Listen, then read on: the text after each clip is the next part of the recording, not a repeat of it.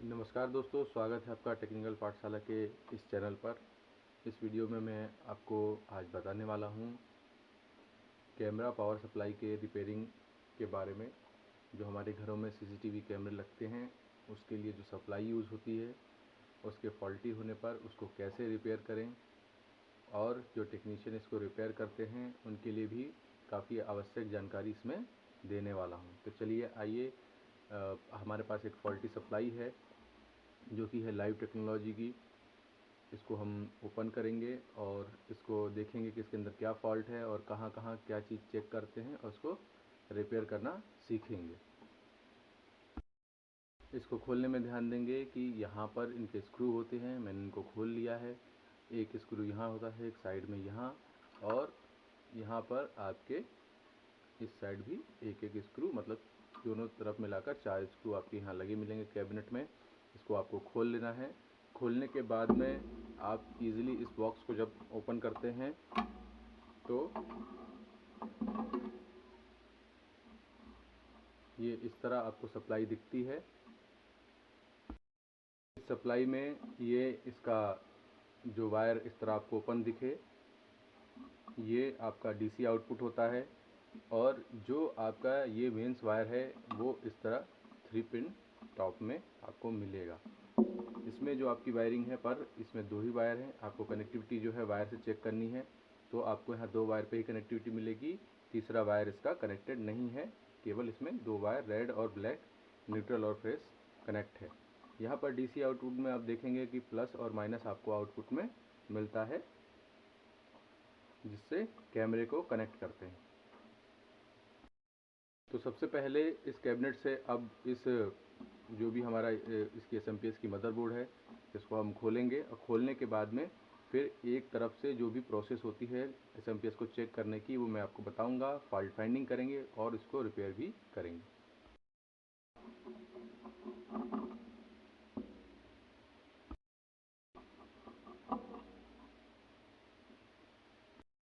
दोस्तों, सबसे पहले हम मल्टीमीटर से इस चीज़ को चेक करना चालू करेंगे, एसएमपीएस के सारे पार्ट्स को।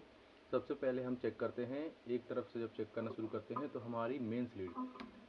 कई बार क्या होता है कि जो हमारी मेंस लीड होती है वो ही ख़राब होती है और पूरा एसएमपीएस हम चेक करने लगते हैं। तो सबसे पहले जब आप एसएमपीएस या कोई भी इस टाइप की सप्लाई रिपेयर करने चलें तो हमारा जो इनपुट है, जहाँ से एसी इनपुट इसके अंदर आ रहा है, सबसे पहले उस पाथ को हम चेक करेंगे। तो यहाँ पर देखेंगे कि ये जो हमारा इनपुट है और ये हमारी ये मेंस लीड है। तो मेंस लीड को सबसे पहले चेक करना चाहिए कि हमारी जो मेंस लीड है वो प्रॉपर जो है वो सप्लाई से कनेक्टेड है कि नहीं, कहीं ये शॉर्ट सर्किट की वजह से या किसी कारण से ख़राब तो नहीं हो गई है। तो इसमें देखेंगे दोस्तों, आपका जो मल्टीमीटर हम लेते हैं, इस मल्टीमीटर को हम करते हैं बजर मोड पर। ठीक है, ये इस तरह आपके मल्टीमीटर में प्रॉब शॉर्ट करने पर जब आवाज़ आती है तो ये आपका कंटिन्यूटी चेक करने के लिए होता है।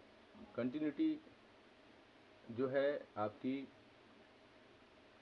चेक करने के लिए हम मीटर को सेट कर लेंगे, और मीटर को सेट करने के बाद में फिर उसके बाद में हम इस जो प्लग है, प्लग में से एक कोई भी सिरा, इसको हम एक प्रॉब रखेंगे और दूसरे प्रॉब को हम इन वायरों पर टच करके देखेंगे कि ये सही है या नहीं। जैसे कि ये देखिए, मैंने यहाँ पर ये टच किया और ये रेड प्रॉब यहाँ रखी है। अगर ये आपका इस तरह बजर देता है, मतलब कि ये ब्लैक वाला जो है वो वायर इससे इस पिन से कनेक्टेड है और ये आपका सही है। और ये जो दूसरा प्रॉब हम दूसरे जब इसके टॉप के पिन पे रखते हैं और फिर हम दूसरे वायर पे रखते हैं, तो ये देखिए रेड वायर पे रखने पे और दूसरी तरफ हमारे इस पिन पर प्लग पर रखने पे ये बजर आने लगता है। तो मतलब कि हमारा ये वायर सही है। अब इसको हम शॉर्ट सर्किट के लिए भी चेक करते हैं तो ये कुछ भी नहीं बताता, मतलब हमारी ये जो मेंस लीड है ये पूरी तरह से सही है। इसका जो भी इनपुट है वो यहाँ तक पहुँचेगा। अब अगले स्टेज में इसमें क्या क्या चीज़ें चेक करते हैं वो भी हम अब देखते हैं। तो मेंस इस वायर के थ्रू, जो भी हमारा ये मेंस लीड है, इसके थ्रू आने के बाद फिर जाती है सबसे पहले फ्यूज़ पर। और फ्यूज़ के यहाँ देखेंगे, फ्यूज़ से होते हुए ये चीज़ें हमारी जो है वो फिर जाती हैं आपके यहाँ लगी हुई एक जो आपका चोक कॉइल है उस पर।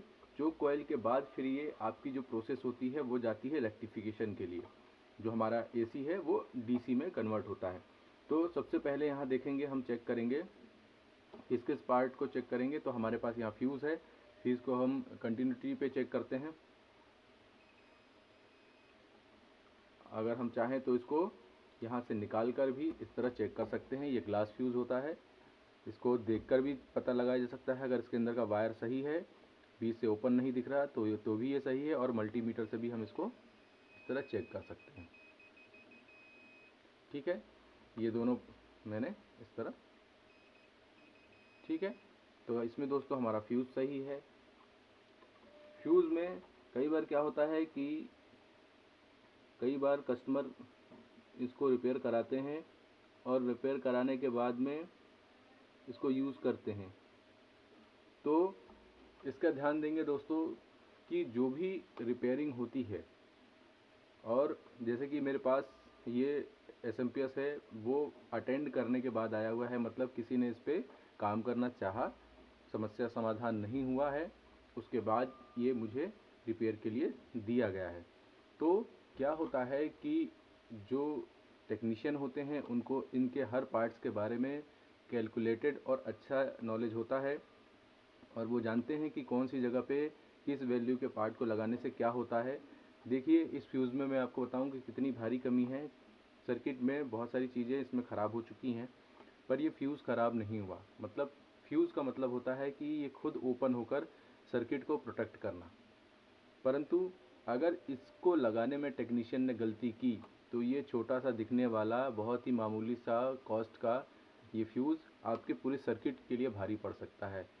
क्या गलती है इस फ्यूज़ में, मैंने देखा, और इसमें गलती ये है कि यहाँ पर 1 से 2 एम्पियर, 1 से 2 एम्पियर और बहुत ज़्यादा है तो 3 एम्पियर, इससे ज़्यादा एम्पियर के एसी फ्यूज़ नहीं लगाए जाते। इतनी छोटी सर्किट में 1 से 2 या मैक्सिमम आपका अगर एसी फ्यूज़ की बात करें तो बहुत रियर केस में 3 एम्पियर तक के फ्यूज़ इसमें लगे हुए आपको मिलते हैं। पर इसके अंदर 10 एम्पियर का फ्यूज़ लगा हुआ है, मतलब बहुत ज़्यादा वैल्यू का फ्यूज़ लगा हुआ है। तो दोस्तों इसके अंदर हमने देखा कि जो फ्यूज़ का मैंने बताया, इसके अंदर काफ़ी ज़्यादा रेटिंग के फ्यूज़ को लगाया था, जिसके कारण सर्किट में बाकी कंपोनेंट डैमेज हुआ और ये फ्यूज़ ओपन नहीं हुआ है। तो दोस्तों आप भी ऐसी गलती ना करें।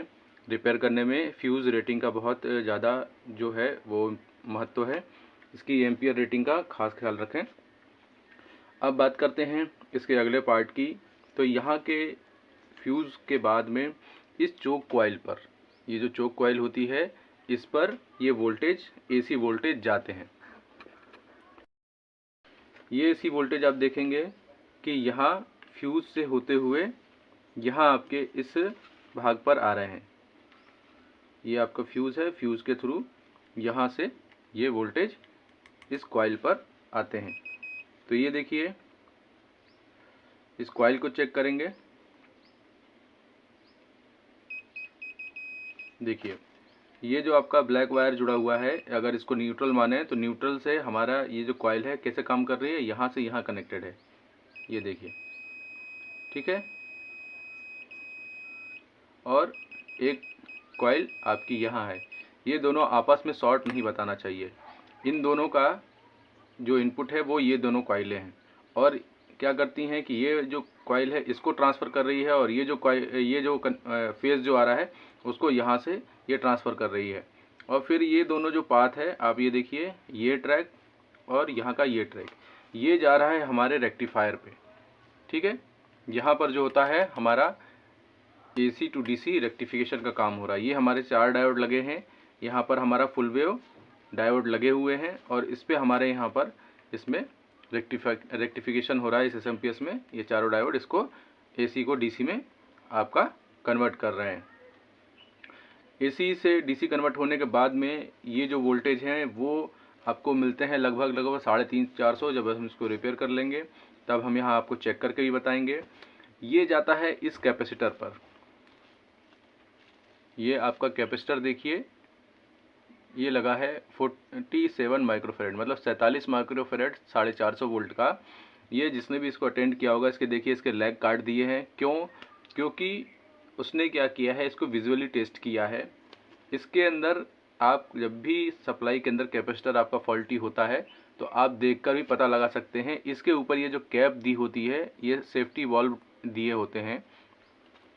जब शॉर्ट सर्किट या ओवरलोड के चलते कैपेसिटर के ऊपर लोड आता है तो ये वाल्व्स खुल जाते हैं और ये कैपेसिटर एक ब्लास्ट होने से बचता है। नहीं तो ये बहुत तेज़ ब्लास्ट होता और कुछ भी डैमेज कर सकता था या यूज़र को भी हानि पहुंचा सकता था। इसलिए डिज़ाइनर ने इसको ऐसा बनाया है कि इसके ऊपर ये सेफ्टी वाल्व टाइप का है। ओवरलोडिंग पर ये वाल्व खुल जाते हैं और इसके अंदर जो गैस बनती है वो रिलीज़ हो जाती है और ये ब्लास्ट होने से बचता है। तो ये ख़राब हो चुका है क्योंकि इसके सेफ्टी वाल्व खुल चुके हैं, ओवरलोड आया है इसके ऊपर और ये ख़राब हो चुका है फ्यूज़ रेटिंग की वजह से भी और ओवर वोल्टेज आने की वजह से। तो अब हम इसको अपनी रिपेयरिंग में इसको हम चेंज करेंगे। चेंज करने के बाद में दूसरा ओके कैपेसिटर लगाएंगे। तो यहाँ पर जब कैपेसिटर की बात करते हैं तो यहाँ पर हमें मिलते हैं 300-350 वोल्ट के लगभग हमें डीसी वोल्टेज मिलने लगेंगे। अब हम यहाँ पर चेक करेंगे इन डायोडों को। इस प्राइमरी लेवल के जितने भी कंपोनेंट है चेक करने के बाद जब वोल्टेज हमारे डायोड पे आते हैं तो कई बार हमारे डायोड भी लीकी या शॉर्ट हो जाते हैं, फुल्ली शॉर्ट हो जाते हैं, जिसकी वजह से सर्किट में प्रॉब्लम आती है। तो हम मल्टीमीटर को कर लेते हैं डायोड मोड पर और यहाँ जो भी डायोड है उसको चेक करते हैं। ठीक है, तो जो भी आम टेक्नीशियन है या जो भी टेक्नीशियन है वो इस डायोड टेस्टिंग जो जानते हैं वो कर लेंगे, पर फिर भी एक आसान तरीका मैं बताऊंगा कि आप जो आपका मल्टीमीटर है उसमें 2 प्रॉब है, ब्लैक और रेड।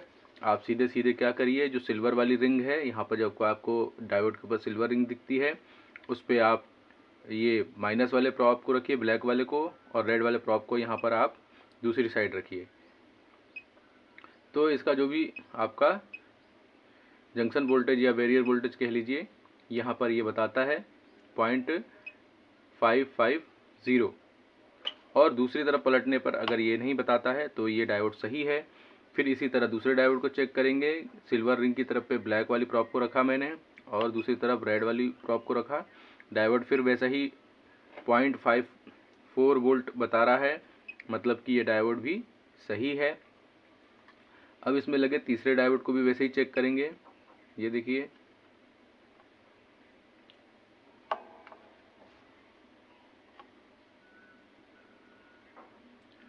ये भी आपका सिल्वर की तरफ ब्लैक रखने पर और दूसरी तरफ जो सिल्वर रिंग नहीं है जहाँ पर ब्लैक साइड रखने पर ये आपको 0.554 बता रहा है।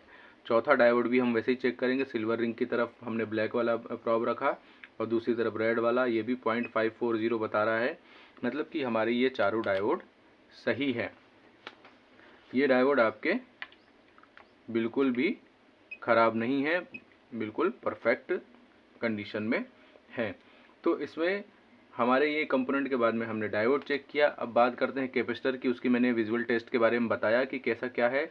अगर आपको ऐसा लगता है तो ये पूरी चीज़ें हैं जो कोल्ड टेस्टिंग है, हम इसको प्लग में लगा कर चेक नहीं कर रहे हैं। ये हम सारे मदरबोर्ड के पार्ट्स को बिना सप्लाई दिए चेक कर रहे हैं। तो इसमें हम चाहें तो कैपेसिटर वाले पॉइंट पर अगर हम लगा कर चेक करते हैं और हमारा कैपेसिटर फुल्ली शॉर्ट है तो कई बार ये शॉर्टिंग भी प्रदर्शित करता है। अभी हमारा कैपेसिटर देखिए पूरी तरह से ओपन है, ठीक है, ख़राब है। और अगर ये मल्टीमीटर से सही भी बताता और इसका सेफ्टी वाल्व खुला हुआ है तो भी टेक्नीशियन इसको एक्सेप्ट नहीं करते हैं और इसको रिप्लेस ही करना सही होता है। तो अब हमारे ये पार्ट्स चेक हो चुके हैं। पार्ट्स चेक होने के बाद बचता है इसमें हमारा जो भी हमारा ट्रांजिस्टर होता है, जिससे ये पूरा हमारा एसी से डीसी और डीसी से फिर एसी कन्वर्जन का काम होता है। तो इसको हम कैसे चेक करेंगे, इसमें देखेंगे कि ये देखिए 1 2 3 4, इसमें 4 पिनें हैं और ये 4 पिनों को हम कैसे चेक करेंगे, चलिए आइए देखते हैं। तो हमारे ये जो इसका जो हमारा ड्राइवर ट्रांजिस्टर है, जो हमारा DC टू AC कन्वर्जन के लिए SM ट्रांसफार्मर को ड्राइव करने के लिए लगा हुआ है। इस ट्रांजिस्टर को चेक करने के लिए ये देखिए फ्रंट से यहाँ पर, ठीक है, अगर यहाँ से हम 1 नंबर पिन माने तो 1 2 3 4, तो यहाँ जो इसकी 1 नंबर पिन है, ठीक है, यहाँ पर 1 नंबर पिन, और यहाँ से देखेंगे तो यहाँ 1 नंबर पिन पे इसकी जो है रेड प्रोब रख देते हैं, और उसके बाद में इसकी दूसरी नंबर पिन क्या है, ये है, तीसरी ये है आपकी, और चौथी ये है, ठीक है। तो हम बारी बारी से सभी पे प्रोब रखते हैं। तो ये देखिए 0.528 वोल्ट बता रहा है। फिर उसके बाद में ये देखिए 0.556, और यहाँ पर आपके 0.626। ये ट्रांजिस्टर जो बताता है ये सर्किट में लगा हुआ है। आप चाहे तो उसको निकाल कर भी चेक कर सकते हैं। अभी मैं इसको लगे में चेक कर रहा हूँ, और कुछ सर्किट का इंक्लूडिंग जो भी इसमें रेजिस्टेंस रहता है और जो भी अन्य कंपोनेंट लगे रहते हैं उनके इसके प्रॉपर्टीज़ के अंदर जुड़ जाती है, तो थोड़ा सा आपको डिफ़र बता सकता है। बाकी ये देखिए, ये डायोड टेस्टिंग की तरह इसको टेस्ट करते हैं, डायोड मोड में ही टेस्ट है। ट्रांजिस्टर जो है ये मेरा इस तरह चेक करने पर सही बता रहा है। और जब मैं यहाँ पर जहाँ पर मैंने रेड प्रोब रखा था वहाँ पर अगर मैं ब्लैक प्रोब रखता हूँ, उसके बाद सारे लेग्स पर चेक करता हूँ, तो देखिए क्या होता है, कुछ भी नहीं बता रहा है, ठीक है। ये देखिए, ठीक, जिस तरह ये देखिए रेड प्रोब रखने पर और ब्लैक प्रोब से सब जगह चेक करने पर जिस तरह बता रहा है, उस तरह जब यहाँ ब्लैक प्रोब रख के रेड प्रोब को मैं सब जगह सारी पिनों पर रखता हूँ और कुछ भी नहीं बता रहा है, इसका मतलब कि ये जो ट्रांजिस्टर है ये सही है। ये ट्रांजिस्टर जो है वो सही है। इसमें आपका जो ट्रांजिस्टर लगा है उसका नंबर है 5L0380R। इसमें जो नंबर है वो चाहे तो आप भी देख सकते हैं। ये देखिए 5L0380R। ये यहाँ पर जो भी हमारा DC है उसको AC को कन्वर्ट करने का काम करता है, जिससे ये हमारा हाई फ्रिक्वेंसी ड्राइव जो ट्रांजिस्टर है, हाई फ्रिक्वेंसी ट्रांसफार्मर, ये हमारा ड्राइव होता है और आउटपुट में वोल्टेज जनरेट होते हैं। इसमें लगे हुए और भी कंपोनेंट हैं। यहाँ पर देखिए आपके डायोड लगे होते हैं, दिखने में कई बार सेम होते हैं पर कई जगह ये जिनर डायोड होते हैं, और कई बार ये क्या होते हैं आपके हाई फ्रिक्वेंसी 4148 डायोड होते हैं। तो इनको भी आपको चेक करना है, ठीक है। यहाँ पर लगे डायोड को भी आपको चेक करना है, कई बार ये शॉर्ट हो जाते हैं या लीकी हो जाते हैं। ये आपके रेजिस्टेंस लगे हुए हैं। अगर ये दोस्तों रेजिस्टेंस टेस्टिंग में अगर हम जब रिपेयर करते हैं और कोई ख़राबी आती है, कोई भी फंक्शन में प्रॉब्लम जाती है, तो रेजिस्टेंस को भी हम चाहें तो चेक कर सकते हैं। या कोई भी कंपोनेंट रेजिस्टेंस की बात करें तो अगर वो बर्न दिखता है, अगर वो हमें विजुअली दिखता है कि ये बर्न है, तो हम इसको रिप्लेस ज़रूर करें ताकि ये हमारे सर्किट में प्रॉब्लम क्रिएट ना करें। अब ट्रांसफार्मर के बाद जो आता है सेकेंडरी, वो यहाँ पर हमारा रेक्टिफायर है। हीट सिंक पे ये प्रॉपर लगा हुआ है। रेक्टिफायर के बाद में आप देखेंगे तो ये कैपेसिटर्स लगे हुए हैं, ये रेजिस्टेंस लगा हुआ है। इस रेक्टिफायर को हम चेक करेंगे कि ये कहीं शॉर्ट है या नहीं। तो इसको हम सामने से पहले देख लेंगे और इसका नंबर जो है वो मैं बताऊंगा। इसमें जो रेक्टिफायर लगा है दोस्तों वो है MBR 20100CT। तो ये जो रेक्टिफायर लगा है इसको हम टेस्ट करेंगे, नॉर्मल डायोड की तरह ही होते हैं। तो आइए इसको हम टेस्ट करते हैं।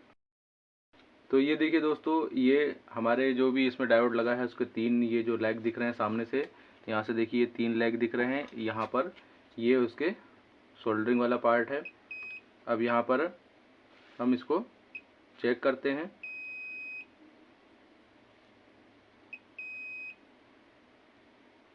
तो ये देखिए आपका 165 बताता है, और अगर इसको हम ये देखिए तो दोस्तों ये कॉइल से अभी जुड़ा हुआ है, जुड़ा होने के बावजूद जो इसकी प्रॉपर्टी है वो बता रहा है। अगर ये फुल्ली शॉर्ट बताता है या ओपन बताता है तो ये आपका ख़राब होता है। तो इसको चेक करने का ध्यान देंगे कि ये पूरा इस तरह शॉर्ट नहीं बताए, जिस तरह ये बजर आ रहा है डायोड मोड में, या आप चेक कर रहे हैं डायोड मोड में तो ज़ीरो बिल्कुल ना बताए। ठीक है, तो इसका जो रेक्टिफायर है वो भी आपका बता रहा है 0.128 0.126 के समथिंग बता रहा है। ये देखिए 0.165 बता रहा है, मतलब ये रेक्टिफायर भी इसका सही है। तो इस तरह दोस्तों इस सर्किट के अंदर जो भी मेन पार्ट हैं वो आपके इसमें कोल्ड टेस्टिंग हो चुकी है। अब हम इसको रिपेयर करते हैं। रिपेयर करने के बाद अब इसको देखते हैं कि इसमें क्या चेंजेस आते हैं और क्या आउटपुट हमें इसमें मिल रहा है। तो सबसे पहले इसमें जो हमारा फॉल्टी पार्ट निकला है वो है कैपेसिटर। हमारा ये कैपेसिटर फॉल्टी है। इसकी जगह पर हम सेम वैल्यू का कैपेसिटर लगाएंगे। देखिए 47 माइक्रोफैरड 450 वोल्ट, मतलब 47 माइक्रोफैरड और 450 वोल्ट का हम कैपेसिटर यहाँ लगाएंगे। लगाने में दोस्तों जो देखने वाली चीज़ें रहती हैं वो सबसे बड़ी चीज़ है कि यहाँ पर कहीं भी प्लस माइनस नहीं लिखा है, पर किसी भी कैपेसिटर के ऊपर इस टाइप की आपको वाइट लाइन, यहाँ पर देखिए तो ये ब्लैक लाइन और यहाँ माइनस का ये सिंबल बना होता है। इसको फॉलो करना है और पीसीबी में कहीं भी आपको देखेंगे तो इस टाइप की या तो लाइन बनी रहेगी या तो गोल रिंग में आपको आधा ब्लैक बना रहेगा। तो वो जो ब्लैक वाला सिरा है, ब्लैक वाली साइड है, वहाँ पर आपको ये जो सिल्वर वाली रिंग है या जो माइनस ये लिखा हुआ है इस तरह आपको लेके लगाना है। मतलब जो आपका ये माइनस वाला सिरा है उसको इस ब्लैक वाली जो आपकी ये पट्टी बनी हुई है, ये ब्लैक वाला जो आपको सिंबल बना हुआ है, इस लाइन के इस तरफ ही हमें, सिंबल की तरफ ही हमें ये ब्लैक वाला या सिल्वर वाला जो भी ये माइनस का सिंबल है, ये वाला जो पिन है, इसको हमें जोड़ना है।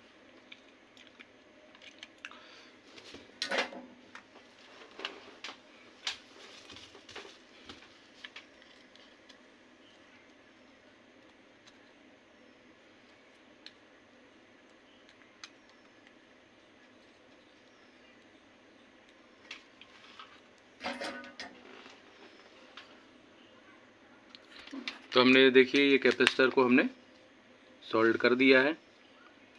सोल्ड करने के बाद ये बहुत ही अच्छी मजबूती से लग चुका है। अब बारी आती है फ्यूज़ लगाने की। तो देखिए दोस्तों मेरे पास ये दूसरा फ्यूज़ है जो कम रेटिंग का है। ये आपके 3.5 एम्पियर का है। ये मैं इसमें लगाऊंगा और इसको फिर हम प्लग करके देखेंगे। इसको प्लग करके देखेंगे दोस्तों। तो अब चलते हैं, इसको हम लगाते हैं सीधे बोर्ड में, और बोर्ड में लगाने के बाद हम इसके आउटपुट देखते हैं कहाँ आउटपुट इसके जो है मिलते हैं और आने लगे हैं या नहीं। मैं रिपेयरिंग में सबसे पहले जब ऐसी कोई चीज़ रिपेयर करता हूं तो मैं यूज़ करता हूं सीरीज बोर्ड का। सीरीज बोर्ड से पहले इसको मैं चेक करता हूं, उसके बावजूद अगर कोई दिक्कत रहती है तो पहले उसको रिपेयर करता हूं, फिर मेंस जो डायरेक्ट बोर्ड रहते हैं उस पर इसको मैं कनेक्ट करता हूं। तो मेरे पास ये सीरीज बोर्ड है, ये सीरीज लैंप है 200 वाट का, मल्टीमीटर है और ये सप्लाई है। अब इसको हम प्लग करेंगे और देखेंगे कि यहाँ पर जो आउटपुट वोल्टेज आने लगे हैं या नहीं।